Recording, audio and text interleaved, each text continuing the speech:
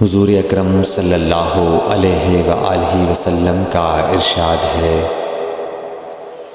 تمام اعمال کا دار و مدار نیت پر ہے، اور ہر عمل کا نتیجہ ہر انسان کو اس کی نیت کے مطابق ہی ملے گا۔ پس جس کی ہجرت دولت دنیا حاصل کرنے کے لیے ہو یا کسی عورت سے شادی کی غرض سے ہو، پس اس کی ہجرت انہی چیزوں کے لیے ہوگی جن کے حاصل کرنے کی نیت سے اس نے ہجرت کی۔ صحیح بخاری حدیث نمبر 1۔ حضور اکرم صلی اللہ علیہ وآلہ وسلم نے فرمایا کہ وحی نازل ہوتے وقت کبھی مجھ کو گھنٹی کی سی آواز محسوس ہوتی ہے، اور وحی کی یہ کیفیت مجھ پر بہت شاق گزرتی ہے۔ جب یہ کیفیت ختم ہوتی ہے تو میرے دل و دماغ پر اس فرشتے کے ذریعے نازل شدہ وحی محفوظ ہو جاتی ہے، اور کسی وقت ایسا ہوتا ہے کہ فرشتہ بشکل انسان میرے پاس آتا ہے اور مجھ سے کلام کرتا ہے، پس میں اس کا کہا ہوا یاد رکھ لیتا ہوں۔ صحیح بخاری حدیث نمبر 2۔ حضرت صلی اللہ علیہ وآلہ وسلم پر وحی کا ابتدائی دور اچھے سچے پاکیزہ خوابوں سے شروع ہوا۔ آپ خواب میں جو کچھ دیکھتے وہ صبح کی روشنی کی طرح صحیح اور سچا ثابت ہوتا۔ پھر من جانب قدرت آپ تنہائی پسند ہو گئے، اور آپ نے غار حرا میں خلوت نشینی اختیار فرمائی، اور کئی دن اور رات وہاں مسلسل عبادت اور یاد الہی و ذکر میں مشغول رہنے لگے۔ جب تک گھر آنے کو دل نہ چاہتا توشہ ہمراہ لیے ہوئے وہاں رہتے۔ توشہ ختم ہونے پر ہی اہلیہ محترمہ حضرت خدیجہ رضی اللہ تعالی عنہا کے پاس تشریف لاتے، اور کچھ توشہ ہمراہ لے کر پھر وہاں جا کر خلوت گزین ہو جاتے۔ یہی طریقہ جاری رہا یہاں تک کہ آپ پر حق منکشف ہو گیا، اور آپ غار حرا ہی میں قیام پذیر تھے کہ اچانک حضرت جبرائیل علیہ السلام آپ کے پاس حاضر ہوئے اور کہنے لگے کہ اے محمد پڑھو۔ آپ فرماتے ہیں کہ میں نے کہا کہ میں پڑھنا نہیں جانتا۔ آپ صلی اللہ علیہ وسلم فرماتے ہیں کہ فرشتے نے مجھے پکڑ کر اتنے زور سے بھینچا کہ میری طاقت جواب دے گئی، پھر مجھے چھوڑ کر کہا پڑھو۔ میں نے پھر وہی جواب دیا کہ میں پڑھا ہوا نہیں ہوں۔ اس فرشتے نے مجھ کو نہایت ہی زور سے بھینچا کہ مجھ کو سخت تکلیف محسوس ہوئی، پھر اس نے کہا کہ پڑھ۔ میں نے کہا میں پڑھا ہوا نہیں ہوں۔ فرشتے نے تیسری بار مجھ کو پکڑا اور تیسری مرتبہ پھر مجھ کو بھینچا، پھر مجھے چھوڑ دیا اور کہنے لگا کہ پڑھو اپنے رب کے نام کی مدد سے جس نے پیدا کیا اور انسان کو خون کی پھٹکی سے بنایا۔ پڑھو، اور آپ کا رب بہت ہی مہربانیاں کرنے والا ہے۔ پس یہی آیتیں آپ حضرت جبرائیل علیہ السلام سے سن کر اس حال میں غار حرا سے واپس ہوئے کہ آپ کا دل اس انوکھے واقعے سے کانپ رہا تھا۔ آپ حضرت خدیجہ کے ہاں تشریف لائے اور فرمایا کہ مجھے کمبل اوڑھا دو، مجھے کمبل اوڑھا دو۔ لوگوں نے آپ کو کمبل اوڑھا دیا۔ جب آپ کا ڈر جاتا رہا تو آپ نے اپنی زوجہ محترمہ حضرت خدیجہ رضی اللہ تعالی عنہا کو تفصیل کے ساتھ یہ واقعہ سنایا، اور فرمانے لگے کہ مجھ کو اب اپنی جان کا خوف ہو گیا ہے۔ آپ کی اہلیہ محترمہ حضرت خدیجہ رضی اللہ تعالی عنہا نے آپ کی ڈھارس بندھائی اور کہا کہ آپ کا خیال صحیح نہیں ہے۔ اللہ کی قسم، آپ کو اللہ کبھی رسوا نہیں کرے گا۔ آپ تو اخلاق فاضلہ کے مالک ہیں، آپ تو کنبہ پرور ہیں، بے کسوں کا بوجھ اپنے سر پر رکھتے ہیں، مفلسوں کے لیے آپ کماتے ہیں، مہمان نوازی میں آپ بے مثال ہیں، اور مشکل وقت میں آپ امر حق کا ساتھ دیتے ہیں۔ ایسے اوصاف حسنہ والا انسان یوں بے وقت ذلت و خواری کی موت نہیں پا سکتا۔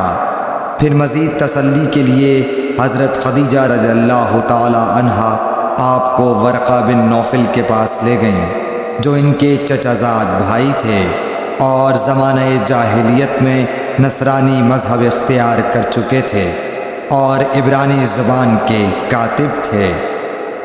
چنانچہ انجیل کو بھی حسب منشائے خداوندی عبرانی زبان میں لکھا کرتے تھے۔ انجیل سریانی زبان میں نازل ہوئی تھی، پھر اس کا ترجمہ عبرانی زبان میں ہوا۔ ورقہ اسی کو لکھتے تھے۔ وہ بہت بوڑھے ہو گئے تھے، یہاں تک کہ ان کی بینائی بھی رخصت ہو چکی تھی۔ حضرت خدیجہ رضی اللہ تعالی عنہا نے ان کے سامنے آپ کے حالات بیان کیے اور کہا کہ اے چچا زاد بھائی، اپنے بھتیجے محمد صلی اللہ علیہ وسلم کی زبانی ذرا ان کی کیفیت سن لیجئے۔ وہ بولے کہ بھتیجے، آپ نے جو کچھ دیکھا ہے اس کی تفصیل سناؤ۔ چنانچہ آپ صلی اللہ علیہ وآلہ وسلم نے از اول تا آخر پورا واقعہ سنایا، جسے سن کر ورقہ بے اختیار ہو کر بول اٹھے کہ یہ تو وہی ناموس معزز رازدان فرشتہ ہے جسے اللہ نے حضرت موسیٰ علیہ السلام پر وحی دے کر بھیجا تھا۔ کاش میں آپ کے اس عہد نبوت کے شروع ہونے پر جواں عمر ہوتا، کاش میں اس وقت تک زندہ رہتا جب کہ آپ کی قوم آپ کو اس شہر سے نکال دے گی۔ رسول کریم صلی اللہ علیہ وآلہ وسلم نے یہ سن کر تعجب سے پوچھا کہ کیا وہ لوگ مجھ کو نکال دیں گے، حالانکہ میں تو ان میں صادق و امین و مقبول ہوں۔ ورقہ بولا، ہاں یہ سب کچھ سچ ہے، مگر جو شخص بھی آپ کی طرح امر حق لے کر آیا لوگ اس کے دشمن ہی ہو گئے ہیں۔ اگر مجھے آپ کی نبوت کا وہ زمانہ مل جائے تو میں آپ کی پوری مدد کروں گا، مگر ورقہ کچھ دنوں کے بعد انتقال کر گئے۔ پھر کچھ عرصے تک وحی کی آمد موقوف رہی۔ صحیح بخاری حدیث نمبر 3۔ حضور اکرم صلی اللہ علیہ وآلہ وسلم نے وحی کے رک جانے کے زمانے کے حالات بیان فرماتے ہوئے کہا کہ ایک روز میں چلا جا رہا تھا کہ اچانک میں نے آسمان کی طرف ایک آواز سنی اور میں نے اپنا سر آسمان کی طرف اٹھایا۔ کیا دیکھتا ہوں کہ وہی فرشتہ جو میرے پاس غار حرا میں آیا تھا وہ آسمان و زمین کے بیچ میں ایک کرسی پر بیٹھا ہوا ہے۔ میں اس سے ڈر گیا اور گھر آنے پر میں نے پھر کمبل اوڑھنے کی خواہش ظاہر کی۔ اس وقت اللہ پاک کی طرف سے یہ آیات نازل ہوئیں، اے لحاف اوڑھ کر لیٹنے والے، اٹھ کھڑا ہو اور لوگوں کو عذاب الہی سے ڈرا اور اپنے رب کی بڑائی بیان کر اور اپنے کپڑوں کو پاک صاف رکھ اور گندگی سے دور رہ۔ اس کے بعد وہی تیزی کے ساتھ پے در پے آنے لگی۔ صحیح بخاری حدیث نمبر 4۔ رسول اللہ صلی اللہ علیہ وآلہ وسلم نزول قرآن کے وقت بہت سختی محسوس فرمایا کرتے تھے، اور اس کی علامتوں میں سے ایک یہ تھی کہ یاد کرنے کے لیے آپ اپنے ہونٹوں کو ہلاتے تھے۔ ابن عباس رضی اللہ تعالیٰ عنہ نے کہا، میں اپنے ہونٹوں کو ہلاتا ہوں جس طرح آپ ہلاتے تھے۔ سعید کہتے ہیں، میں بھی اپنے ہونٹ ہلاتا ہوں جس طرح ابن عباس رضی اللہ تعالیٰ عنہ کو میں نے ہلاتے دیکھا۔ پھر انہوں نے اپنے ہونٹ ہلائے۔ ابن عباس رضی اللہ تعالیٰ عنہ نے کہا، پھر یہ آیت اتری کہ اے محمد، قرآن کو جلد جلد یاد کرنے کے لیے اپنی زبان نہ ہلاؤ، اس کا جمع کر دینا اور پڑھا دینا ہمارا ذمہ ہے۔ حضرت ابن عباس رضی اللہ تعالی عنہ کہتے ہیں، یعنی قرآن آپ صلی اللہ علیہ وآلہ وسلم کے دل میں جما دینا اور پڑھا دینا ہمارے ذمے ہے۔ پھر جب ہم پڑھ چکے تو اس پڑھے ہوئے کی اتباع کرو۔ ابن عباس رضی اللہ تعالی عنہ فرماتے ہیں، اس کا مطلب یہ ہے آپ اس کو خاموشی کے ساتھ سنتے رہو، اس کے بعد مطلب سمجھا دینا ہمارے ذمے ہے۔ پھر یقیناً یہ ہماری ذمہ داری ہے کہ آپ اس کو پڑھو، یعنی اس کو محفوظ کر سکو۔ چنانچہ اس کے بعد جب آپ کے پاس حضرت جبرائیل علیہ السلام وحی لے کر آتے تو آپ توجہ سے سنتے۔ جب وہ چلے جاتے تو رسول اللہ صلی اللہ علیہ وسلم اس وحی کو اس طرح پڑھتے جس طرح حضرت جبرائیل علیہ السلام نے اسے پڑھا تھا۔ صحیح بخاری حدیث نمبر 5۔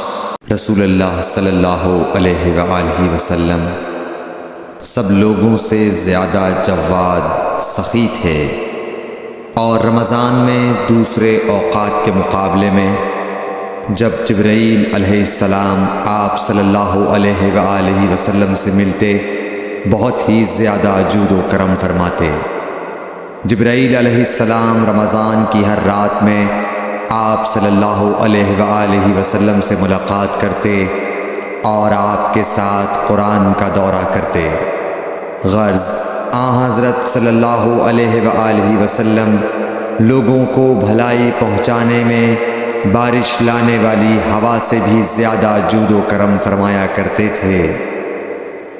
صحیح بخاری حدیث نمبر 6۔ ہرقل شاہ روم نے قریش کے قافلے میں ایک آدمی بلانے کو بھیجا، اور اس وقت یہ لوگ تجارت کے لیے ملک شام گئے ہوئے تھے، اور یہ وہ زمانہ تھا جب رسول اللہ صلی اللہ علیہ وسلم نے قریش اور ابو سفیان سے ایک وقتی عہد کیا ہوا تھا۔ جب ابو سفیان اور دوسرے لوگ ہرقل کے پاس ایلیا پہنچے جہاں ہرقل نے دربار طلب کیا تھا، اس کے گرد روم کے بڑے بڑے لوگ، علماء، وزراء و امراء بیٹھے ہوئے تھے۔ ہرقل نے ان کو اور اپنے ترجمان کو بلوایا، پھر ان سے پوچھا کہ تم میں سے کون شخص مدعی رسالت کا زیادہ قریبی عزیز ہے؟ ابو سفیان کہتے ہیں کہ میں بول اٹھا کہ میں اس کا سب سے زیادہ قریبی رشتہ دار ہوں۔ یہ سن کر ہرقل نے حکم دیا کہ اس ابو سفیان کو میرے قریب لا کر بٹھاؤ اور اس کے ساتھیوں کو اس کی پیٹھ کے پیچھے بٹھا دو۔ پھر اپنے ترجمان سے کہا کہ ان لوگوں سے کہہ دو کہ میں ابو سفیان سے اس شخص یعنی محمد صلی اللہ علیہ وسلم کے حالات پوچھتا ہوں، اگر یہ مجھ سے کسی بات میں جھوٹ بول دے تو تم اس کا جھوٹ ظاہر کر دینا۔ ابو سفیان کا قول ہے کہ خدا کی قسم اگر مجھے یہ غیرت نہ آتی کہ یہ لوگ مجھ کو جھٹلائیں گے تو میں آپ صلی اللہ علیہ وسلم کی نسبت ضرور غلط گوئی سے کام لیتا۔ خیر، پہلی بات جو ہرقل نے مجھ سے پوچھی وہ یہ کہ اس شخص کا خاندان تم لوگوں میں کیسا ہے؟ میں نے کہا وہ تو بڑے اونچے عالی نسب والے ہیں۔ کہنے لگا اس سے پہلے بھی کسی نے تم لوگوں میں ایسی بات کہی تھی؟ میں نے کہا نہیں۔ کہنے لگا اچھا اس کے بڑوں میں کوئی بادشاہ ہوا ہے؟ میں نے کہا نہیں۔ پھر اس نے کہا بڑے لوگوں نے اس کی پیروی اختیار کی ہے یا کمزوروں نے؟ میں نے کہا نہیں، کمزوروں نے۔ پھر کہنے لگا اس کے تابعدار روز بڑھتے جاتے ہیں یا کوئی ساتھی پھر بھی جاتا ہے؟ میں نے کہا نہیں۔ کہنے لگا کیا اپنے اس دعوی نبوت سے پہلے کبھی کسی بھی موقع پر اس نے جھوٹ بولا ہے؟ میں نے کہا نہیں، اور اب ہماری اس سے صلح کی ایک مقررہ مدت ٹھہری ہوئی ہے، معلوم نہیں وہ اس میں کیا کرنے والا ہے۔ ابو سفیان کہتے ہیں میں اس بات کے سوا اور کوئی جھوٹ اس گفتگو میں شامل نہ کر سکا۔ ہرقل نے کہا کیا تمہاری اس سے کبھی لڑائی بھی ہوئی ہے؟ ہم نے کہا کہ ہاں۔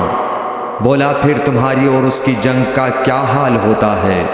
میں نے کہا لڑائی ڈول کی طرح ہے، کبھی وہ ہم سے میدان جنگ جیت لیتے ہیں اور کبھی ہم ان سے جیت لیتے ہیں۔ ہرقل نے پوچھا وہ تمہیں کس بات کا حکم دیتا ہے؟ میں نے کہا وہ کہتا ہے کہ صرف ایک اللہ ہی کی عبادت کرو، اس کا کسی کو شریک نہ بناؤ، اور اپنے باپ دادا کی شرک کی باتیں چھوڑ دو، اور ہمیں نماز پڑھنے، سچ بولنے، پرہیزگاری اور صلہ رحمی کا حکم دیتا ہے۔ یہ سب سن کر پھر ہرقل نے اپنے ترجمان سے کہا کہ ابو سفیان سے کہہ دے کہ میں نے تم سے اس کا نسب پوچھا تو تم نے کہا کہ وہ ہم سے عالی نسب ہے، اور پیغمبر اپنی قوم میں عالی نسب ہی بھیجے جایا کرتے ہیں۔ میں نے تم سے پوچھا کہ دعویٰ نبوت کی یہ بات تمہارے اندر اس سے پہلے کسی اور نے بھی کہی تھی؟ تو تم نے جواب دیا کہ نہیں۔ تب میں نے اپنے دل میں کہا کہ اگر یہ بات اس سے پہلے کسی اور نے کہی ہوتی تو میں سمجھتا کہ اس شخص نے بھی اسی بات کی تقلید کی ہے جو پہلے کہی جا چکی ہے۔ میں نے تم سے پوچھا کہ اس کے بڑوں میں کوئی بادشاہ بھی گزرا ہے تو تم نے کہا کہ نہیں۔ تو میں نے دل میں کہا کہ ان کے بزرگوں میں سے کوئی بادشاہ ہوا ہوگا تو کہہ دوں گا کہ وہ شخص اس بہانے اپنے آباء و اجداد کی بادشاہت اور ان کا ملک دوبارہ حاصل کرنا چاہتا ہے۔ اور میں نے تم سے پوچھا کہ اس بات کے کہنے یعنی پیغمبری کا دعویٰ کرنے سے پہلے تم نے کبھی اس کو دروغ گوئی کا الزام لگایا ہے؟ تم نے کہا کہ نہیں۔ تو میں نے سمجھ لیا کہ جو شخص آدمیوں کے ساتھ دروغ گوئی سے بچے وہ اللہ کے بارے میں کیسے جھوٹی بات کہہ سکتا ہے؟ اور میں نے تم سے پوچھا کہ بڑے لوگ اس کے پیرو ہوتے ہیں یا کمزور آدمی؟ تم نے کہا کمزوروں نے اس کی اتباع کی ہے۔ تو دراصل یہی لوگ پیغمبروں کے متبعین ہوتے ہیں۔ اور میں نے تم سے پوچھا کہ اس کے ساتھی بڑھ رہے ہیں یا کم ہو رہے ہیں؟ تم نے کہا کہ وہ بڑھ رہے ہیں، اور ایمان کی کیفیت یہی ہوتی ہے حتیٰ کہ وہ کامل ہو جاتا ہے۔ اور میں نے تم سے پوچھا کہ آیا کوئی شخص اس کے دین سے ناخوش ہو کر مرتد بھی ہو جاتا ہے؟ تم نے کہا نہیں۔ تو ایمان کی خاصیت بھی یہی ہے، جن کے دلوں میں اس کی مسرت رچ بس جائے وہ اس سے لوٹا نہیں کرتے۔ اور میں نے تم سے پوچھا کہ آیا وہ کبھی عہد شکنی کرتے ہیں؟ تم نے کہا نہیں۔ پیغمبروں کا یہی حال ہوتا ہے، وہ عہد کی خلاف ورزی نہیں کرتے۔ اور میں نے تم سے کہا کہ وہ تم سے کس چیز کے لیے کہتے ہیں؟ تم نے کہا کہ وہ ہمیں حکم دیتے ہیں کہ اللہ کی عبادت کرو، اس کے ساتھ کسی کو شریک نہ ٹھہراؤ، اور تمہیں بتوں کی پرستش سے روکتے ہیں، سچ بولنے اور پرہیزگاری کا حکم دیتے ہیں۔ لہٰذا اگر یہ باتیں جو تم کہہ رہے ہو سچ ہیں تو ان قریب وہ اس جگہ کا مالک ہو جائے گا کہ جہاں میرے یہ دونوں پاؤں ہیں۔ مجھے معلوم تھا کہ وہ پیغمبر آنے والا ہے، مگر مجھے یہ معلوم نہیں تھا کہ وہ تمہارے اندر ہوگا۔ اگر میں جانتا کہ اس تک پہنچ سکوں گا تو اس سے ملنے کے لیے ہر تکلیف گوارا کرتا۔ اگر میں اس کے پاس ہوتا تو اس کے پاؤں دھوتا۔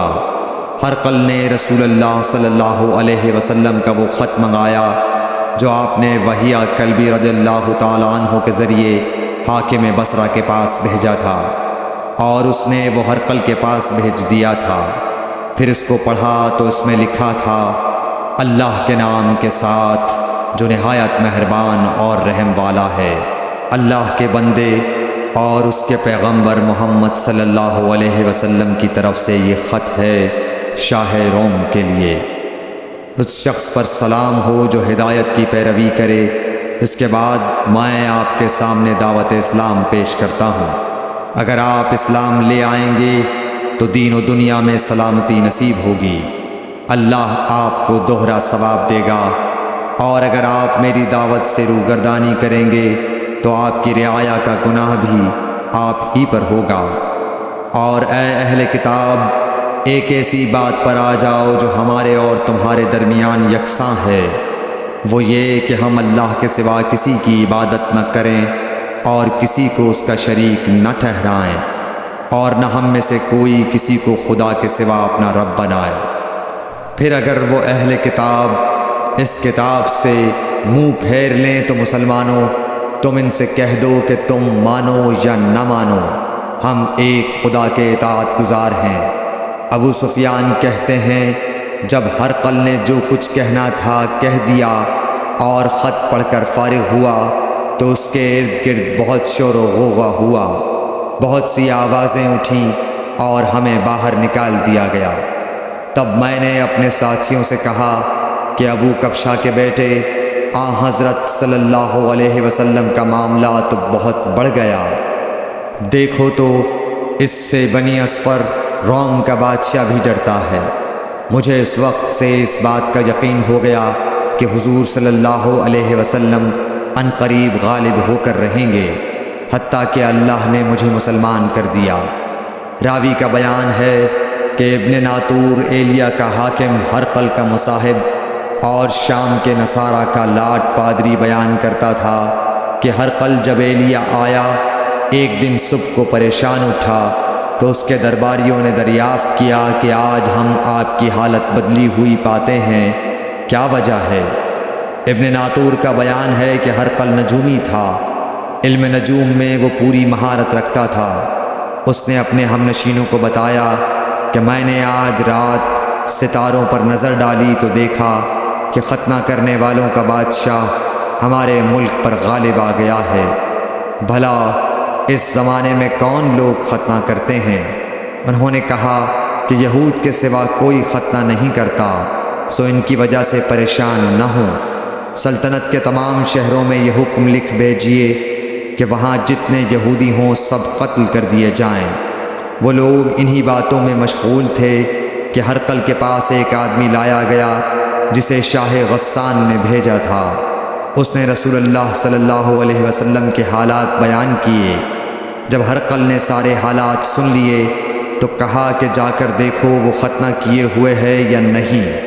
انہوں نے اسے دیکھا تو بتلایا کہ وہ ختنہ کیا ہوا ہے۔ ہرقل نے جب اس شخص سے عرب کے بارے میں پوچھا تو اس نے بتلایا کہ وہ ختنہ کرتے ہیں۔ تب ہرقل نے کہا کہ یہی محمد صلی اللہ علیہ وسلم اس امت کے بادشاہ ہیں جو پیدا ہو چکے ہیں۔ پھر اس نے اپنے ایک دوست کو رومیہ خط لکھا اور وہ بھی علم نجوم میں ہرقل کی طرح ماہر تھا۔ پھر وہاں سے ہرقل حمص چلا گیا، ابھی حمص سے نکلا نہیں تھا کہ اس کے دوست کا خط اس کے جواب میں آ گیا۔ اس کی رائے بھی حضور صلی اللہ علیہ وسلم کے ظہور کے بارے میں ہرقل کے موافق تھی کہ محمد صلی اللہ علیہ وسلم واقعی پیغمبر ہیں۔ اس کے بعد ہرقل نے روم کے بڑے آدمیوں کو اپنے حمص کے محل میں طلب کیا اور اس کے حکم سے محل کے دروازے بند کر لیے گئے۔ پھر وہ اپنے خاص محل سے باہر آیا اور کہا، اے روم والو، کیا ہدایت اور کامیابی میں کچھ حصہ تمہارے لیے بھی ہے؟ اگر تم اپنی سلطنت کی بقا چاہتے ہو تو پھر اس نبی صلی اللہ علیہ وسلم کی بیعت کر لو اور مسلمان ہو جاؤ۔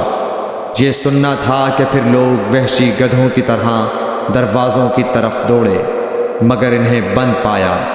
آخر جب ہرقل نے اس بات سے ان کی یہ نفرت دیکھی اور ان کے ایمان لانے سے مایوس ہو گیا تو کہنے لگا کہ ان لوگوں کو میرے پاس لاؤ۔ جب وہ دوبارہ آئے تو اس نے کہا، میں نے جو بات کہی تھی اس سے تمہاری دینی پختگی کی آزمائش مقصود تھی، سو وہ میں نے دیکھ لی۔ تب یہ بات سن کر وہ سب کے سب اس کے سامنے سجدے میں گر پڑے اور اس سے خوش ہو گئے۔ بالآخر ہرقل کی آخری حالت یہی رہی۔ صحیح بخاری حدیث نمبر 7۔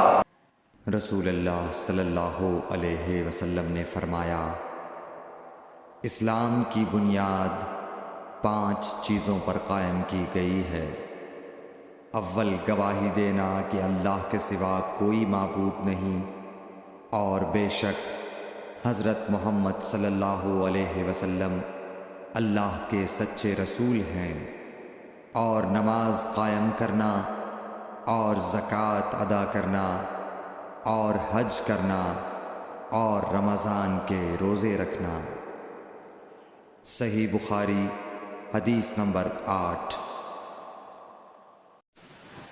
نبی کریم صلی اللہ علیہ وآلہ وسلم نے فرمایا کہ ایمان کی 60 سے کچھ اوپر شاخیں ہیں، اور حیا شرم بھی ایمان کی ایک شاخ ہے۔ صحیح بخاری حدیث نمبر 9۔ حضرت محمد مصطفیٰ صلی اللہ علیہ وآلہ وسلم نے فرمایا، مسلمان وہ ہے جس کی زبان اور ہاتھ سے مسلمان بچے رہیں، اور مہاجر وہ ہے جو ان کاموں کو چھوڑ دے جن سے اللہ نے منع فرمایا۔ صحیح بخاری حدیث نمبر 10۔